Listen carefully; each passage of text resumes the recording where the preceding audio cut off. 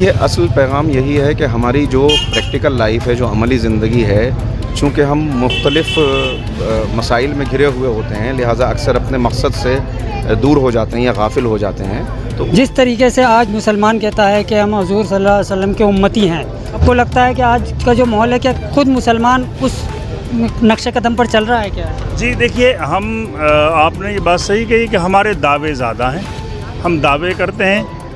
Profit محمد صلی اللہ علیہ وسلم کو فالو کرنے کا، ان کی اتباع کرنے کا زیادہ کہتے ہیں، لیکن پریکٹس میں ہم لاتے نہیں۔ کربلا ہمیں ایکتا کا پیغام دیتی ہے، کربلا ہمیں انسانیت کا، شرافت کا پیغام دیتی ہے، اور جلوس کا مقصد بھی یہ ہوتا ہے تاکہ اس پیغام حسینی کو، پیغام کربلا کو ہم لوگوں تک پہنچا سکیں۔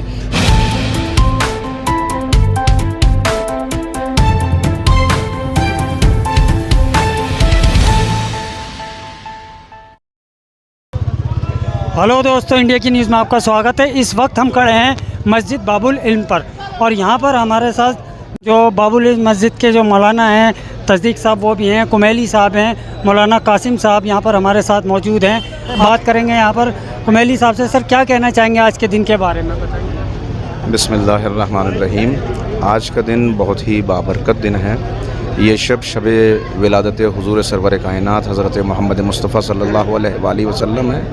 آپ ہی کے صدقے میں یہ کائنات خلق ہوئی ہے اور آپ کی ولادت کی شب ہے، لہٰذا آج کی شب یہ روشنی اور یہ جشن کا انعقاد اس لیے کیا جاتا ہے کہ پیغمبر اکرم کی سیرت اور آپ کی تعلیمات کو دنیا میں پہنچایا جا سکے، اور جو لوگ بے خبر ہیں ان کو بھی علم ہو سکے کہ حضور سرور کائنات کیسے تمام انسانیت کی فلاح و بہبود کے لیے پیغام لے کر آئے تھے۔ یہ اصل پیغام یہی ہے کہ ہماری جو پریکٹیکل لائف ہے، جو عملی زندگی ہے، چونکہ ہم مختلف مسائل میں گھرے ہوئے ہوتے ہیں، لہٰذا اکثر اپنے مقصد سے دور ہو جاتے ہیں یا غافل ہو جاتے ہیں، تو اس مقصد کو بار بار یاد دلانا اور اپنی عملی زندگی کو کیسے تعلیمات اسلامی کے سائے میں گزارنا ہے، اس پیغام کو دہرانا، یہی اصل مقصد ہوتا ہے ہر پروگرام کا۔ دیکھیے، جلوس کا مقصد یہ ہے کہ جو یعنی جس عنوان سے یا جس نام سے مثلا محرم کے جلوس نکلتے ہیں، وہ بنام امام حسین نکلتے ہیں، امام حسین کے نام پر نکلتے ہیں، کربلا کی شہیدوں کی یاد میں نکلتے ہیں۔ جلوس کا مقصد صرف یہ ہوتا ہے کہ اس پیغام کو لوگوں تک پہنچایا جا سکے جو پیغام کربلا کا ہے۔ کربلا کا پیغام انسانیت کا پیغام ہے، وحدت کا پیغام ہے، اور کربلا انسانوں کو جوڑتی ہے، توڑتی نہیں ہے۔ اس لیے کہ کربلا میں جن لوگوں نے امام حسین کا ساتھ دیا، جو انصار حسین کہلاتے ہیں، اس میں یقینی طور پر وہ افراد بھی ہیں کہ جو پہلے ہی سے صاحب ایمان تھے، لیکن اس میں کچھ لوگ ایسے بھی ہیں کہ جو ایمان لانے والے نہیں تھے، لیکن کربلا میں آنے کے بعد امام حسین کی مظلومیت کو دیکھ کر وہ ایمان لائے اور اس کے بعد وہ درجہ شہادت پر فائز ہوئے۔ لہذا کربلا ہمیں ایکتا کا پیغام دیتی ہے، کربلا ہمیں انسانیت کا، شرافت کا پیغام دیتی ہے، اور جلوس کا مقصد بھی یہ ہوتا ہے تاکہ اس پیغام حسینی کو، پیغام کربلا کو ہم لوگوں تک پہنچا سکیں، تاکہ دنیا میں امن و امان کا چرچا ہو سکے اور ظلم و بربریت کا راج ختم ہو جائے، اور جو ظالم ہے ان کا چہرہ بے نقاب ہو جائے، مظلومیت کو لوگ پہچان لیں اور مظلوم کو پہچان لیں۔ کربلا میں جو شہادتیں ہوئی صرف روز عاشورہ ہوئی ہیں، 10 محرم کو۔ 10 محرم سے پہلے کوئی شہادت نہیں ہوئی ہے۔ صبح عاشور سے لے کر عصر عاشور تک یہ شہادتوں کا سلسلہ قائم رہا ہے۔ پہلے امام کے اصحاب گئے ہیں جو آپ کے چاہنے والے تھے، آپ کا ساتھ دینے والے تھے، اس کے بعد پھر اعزاء کی باری آئی ہے۔ ان اعزاء میں آپ کے بھتیجے بھی ہیں، بھانجے بھی ہیں، بھائی بھی ہیں، اور سب سے آخر میں جو شہادت ہوئی ہے وہ آپ کے 6 ماہ کے بچے حضرت علی اصغر کی ہوئی ہے۔ پانی آپ نے طلب کیا تھا دشمنوں سے، لیکن دشمنوں کو رحم نہ آیا، اور پھر ہرملا کے ذریعے اس بچے کے گلے کا نشانہ لیا گیا، 3 بھال کا تیر لگایا گیا، کہ جو امام کے بازو کو چھیدتا ہوا حضرت علی اصغر کے گلے میں در آیا۔ روایت میں ہے کہ بچہ باپ کے ہاتھوں پر منقلب ہو گیا، پلٹ گیا۔ تو یہ جو اسی کے بعد پھر خود امام حسین کی شہادت ہے۔ تو کربلا میں جو بھی شہادتیں ہیں وہ الگ کی تاریخوں میں نہیں ہیں، وہ صرف روز عاشورہ 10 محرم ہی کی ساری شہادتیں ہیں، اور سب سے آخر میں خود امام حسین نے اپنی جان کا نذرانہ مالک کی بارگاہ میں پیش کیا ہے۔ یہ جو دیش میں آج دیش جل رہا ہے اور نفرت کی آگ میں جل رہا ہے، نفرتیں بہت زیادہ ہیں مذہب کے نام پر، اس سے دیش تباہ ہو رہا ہے، دنیا بھر میں بدنامی ہو رہی ہے دیش کی۔ تو ہم اور علماء، یہ ربیع الاول کا مہینہ ہے، محمد صلی اللہ علیہ وسلم کا میسیج اس بہانے سے، اس مہینے میں آپ کی پیدائش ہوئی تھی، آپ کی بعثت ہوئی تھی، تو اس موقع پر پورے دیش میں بلکہ پوری دنیا میں محمد کا جو پیغام امن ہے، لوگوں صبر، سیلف کنٹرول، صبر کرنا اور آرگنائز رہنا، تنظیم کے ساتھ رہنا، نظام کے ساتھ رہنا، بے راہ روی کو چھوڑنا اور ایک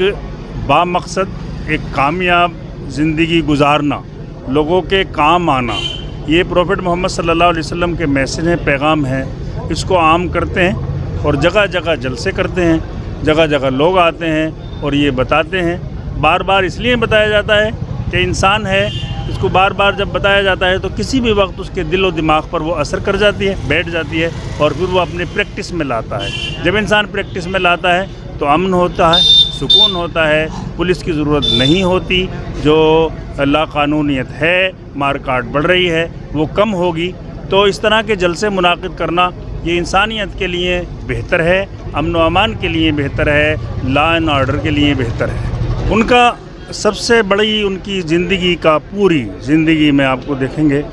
کہ انہوں نے کبھی کسی پر ہاتھ نہیں اٹھایا، کبھی انہوں نے جنگوں میں کبھی پیش قدمی نہیں کی، ڈیفینس کیا، اوفینس کبھی نہیں کیا۔ اور ایک ان کی سب سے بڑی بات یہ تھی لوگوں کو معاف کرنا، درگزر کرنا۔ وہ جگہ جگہ جہاں ان کے ساتھ لوگ بدتمیز یا بدسلوکی کرتے تھے، بدتمیزی سے پیش آتے تھے، آپ کا ایک طریقہ تھا کہ وہ ہمیشہ سب کو مہذبانہ طریقے سے بات کرتے تھے۔ اس کا جواب غلط طریقے سے جو آپ کے ساتھ پیش کا آتا تھا، مس بیہیو کرتا تھا، اس کو محمد صلی اللہ علیہ وسلم بہت ہی شائستہ جواب دیتے تھے۔ اور اس کی بہت سی مثالیں ہیں۔